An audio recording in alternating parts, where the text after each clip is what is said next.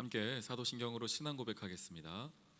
전능하사 천지를 만드신 하나님 아버지를 내가 믿사오며 그 외아들 우리 주 예수 그리스도를 믿사오니 이는 성령으로 잉태하사 동정녀 마리아에게 나시고 본디오 빌라도에게 고난을 받으사 십자가에 못 박혀 죽으시고 장사한 지 사흘 만에 죽은 자 가운데서 다시 살아나시며 하늘에 오르사 전능하신 하나님 우편에 앉아 계시다가 저리로서 산 자와 죽은 자를 심판하러 오시리라.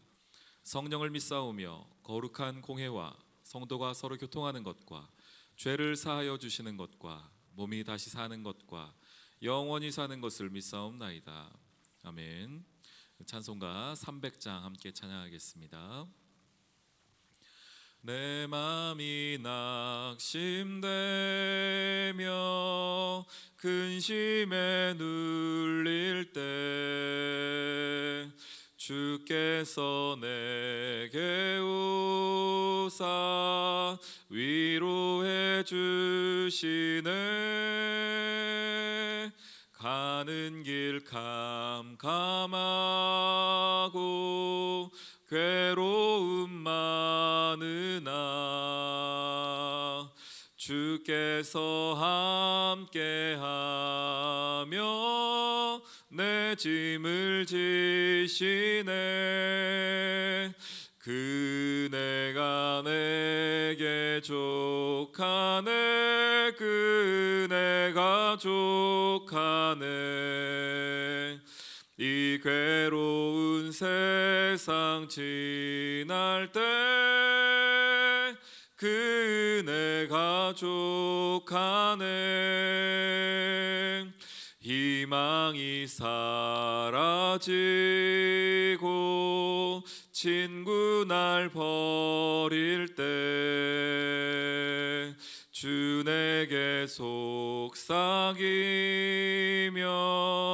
새 희망 주시네. 싸움이 맹렬하여 두려워 떨 때에 승리의 왕이 되신 주 음성 들리네. 그네가 내게 족하네. 그네가 족하네. 이 괴로운 세상 지날 때 그네가 족하네. 번민이 가득 차고 눈물이 흐를 때 주 나의 곁에 오사 위로해 주시네. 환난이 닥쳐와서 어려움 당할 때 주님의 능력 입어 원수를 이기네. 그네가 내게 족하네. 그네가 족하네. 이 괴로운 세상 지날 때 그네가 족하네. 아멘. 오늘 공동체 성경 읽기로 함께 보는 말씀은 신명기 8장에서 10장까지의 말씀인데, 오늘 이 새벽에 함께 볼 말씀은 신명기 8장 1절로 10절까지의 말씀을 보도록 하겠습니다. 신명기 8장 1절로 10절입니다. 내가 오늘 명하는 모든 명령을 너희는 지켜 행하라. 그리하면 너희가 살고 번성하고 여호와께서 너희의 조상들에게 맹세하신 땅에 들어가서 그것을 차지하리라. 내 하나님 여호와께서 이 40년 동안에 내게 광야길을 걷게 하신 것을 기억하라. 이는 너를 낮추시며 너를 시험하사 내 마음이 어떠한지 그 명령을 지키는지 지키지 않는지 알려 하심이라. 너를 낮추시며 너를 줄이게 하시며 또 너도 알지 못하며 내 조상들도 알지 못하던 만나를 내게 먹이신 것은 사람이 떡으로만 사는 것이 아니요 여호와의 입에서 나오는 모든 말씀으로 사는 줄을 내가 알게 하려 하심이니라. 이 40년 동안에 내 의복이 헤어지지 아니하였고 내 발이 부르트지 아니하였느니라. 너는 사람이 그 아들을 징계함 같이 내 하나님 여호와께서 너를 징계하시는 줄 마음에 생각하고 내 하나님 여호와의 명령을 지켜 그의 길을 따라가며 그를 경외할지니라. 내 하나님 여호와께서 너를 아름다운 땅에 이르게 하시나니 그곳은 골짜기든지 산지든지 시내와 분천과 샘이 흐르고 밀과 보리의 소산지요 포도와 무화과와 석류와 감람나무와 꿀의 소산지라. 내가 먹을 곳에 모자람이 없고 내게 아무 부족함이 없는 땅이며 그 땅의 돌은 철이요 산에서는 동을 캘 것이라. 내가 먹어서 배부르고 내 하나님 여호와께서 옥토를 내게 주셨으므로 말미암아 그를 찬송하리라. 아멘. 저희가 계속해서 신명기를 보아오고 있습니다. 신명기는 이제 출애굽 2세대들을 향하여서 하나님의 약속하신 가나안 땅에 들어가서 너희가 어떻게 살아야 할 것인가를 다시 한번 말씀해 주시는 이야기이죠.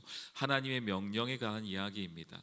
그리고 그 대상은 출애굽 2세대들, 광야 세대들에 대한 이야기입니다. 그래서 신명기를 저희가 지금까지 쭉 읽어왔는데 함께 보셔서 알겠지만은 어떤 단어들이 많이 등장을 합니까? 명령, 규례, 행하라, 지켜라, 이런 말씀들이 계속해서 반복되고 있습니다. 왜 그렇습니까?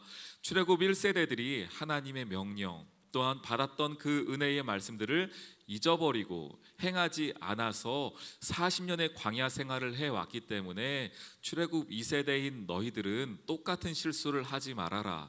하나님의 약속의 백성으로서 가나안 땅에 살아가야 할 백성으로서 너희는 하나님의 말씀만 붙잡고 살아가라 라고 몇 번씩 강조하는지를 모르겠습니다. 오늘 8장 1절도 마찬가지죠. 내가 오늘 명하는 모든 명령을 너희는 지켜 행하라. 하나님의 명령을 너희가 지켜라. 이건 계속해서 반복되는 이야기였습니다. 그리하면, 그렇게 너희가 말씀을 지키면 너희가 살고 번성하고 여호와께서 너희의 조상들에게 맹세하신 땅에 들어가서 그것을 차지하게 될 것이다. 지금 출애굽 2세대들은 신명기의 말씀에 따르면 이제 눈앞에 가나안 땅을 바라보고 있는 상황이거든요. 조금만 더 가면 이제 가나안 땅을 보고 있습니다. 우리 아버지, 할아버지 세대가 약속으로 말씀으로 받았던 그 가나안 땅을 이제는 차지하기만 하면 되는데 조건이 하나가 있습니다. 이 조건은 변하지 않는 조건이었죠. 그들의 할아버지가, 그들의 아버지가 받았던 약속의 말씀대로 하나님의 명령을 지켜 행하라. 그러면 너희가 그 땅에 들어가 살게 될 것이고 그 땅을 차지하게 될 것이다 라는 명령이었습니다. 2절에 말씀하십니다. 내 하나님 여호와께서 이 40년 동안 광야길을 걷게 하신 것을 너희가 기억해라. 왜 너희가 광야길을 걸었는지를 기억하라는 것입니다. 광야길의 이유는 무엇이었습니까? 너를 낮추시며. 왜 낮췄습니까? 이들의 마음이 교만하여져서 40년 전에 많은 정탐꾼들이, 또 정탐꾼의 보고를 들었던 이스라엘 백성들이 우리는 그 땅에 가지 않겠다, 하나님의 약속과 상관없이 살겠다라고 마음이 높아져서 하나님의 약속을 버렸던 그들처럼 너희가 행하지 말고 너희를 낮추셨던 하나님, 광야길에서 너희를 낮추셨던 그 하나님을 기억해라. 또한 하나님의 시험에 왔던 것을 기억하라. 어떤 시험이었습니까? 너의 마음이 어떠한가를 살펴보는 하나님의 시험이었죠. 그 명령을 지키는가 안 지키는가. 그러니 40년의 시간이 이들의 시험의 시간이었고 이들을 낮추는 시간이었습니다. 하나님께서 너를 낮추시며 너를 줄이게 하시며 또 너를 알지 못하던, 너 조상들은 알지 못하던 만나를 먹이신 것을 기억하라는 것입니다. 만나는 무엇이었습니까? 광야길에 아무것도 없는 그 땅에서 하나님이 날마다 신실하게 그들의 먹을 것을 공급해 주시는 하나님이심을 기억하게 되는 너무나 중요한 장치였습니다. 그 만나를 통하여서 하나님 말씀하시죠. 사람은 떡으로만 사는 것이 아니라 하나님의 말씀으로 사는 것이다. 여기서 사람은 이라는 것은 하나님의 백성은, 이제 가나안 땅에 들어가 살아가야 될 너희들은 어떻게 살게 될 것인가? 떡으로 먹는 것으로 사는 것이 아니라 하나님의 말씀으로 살아가는 것이다. 물론 여기서의 말씀은 성경 그 자체를 말하는 것이기도 하지만 하나님의 주어진 말씀을 행하는 믿음까지 포함되어 있는 말씀이라는 단어입니다. 40년 동안 의복이 헤어지지 아니하였고 발이 부러뜨지 않았습니다. 너는 사람이 그 아들을 징계함 같이, 우리가 아들을 징계할 때는 그 아들이 망하라고 징계하는 것인가요? 그 아들이 미워서 징계하는 것인가요? 아니지요.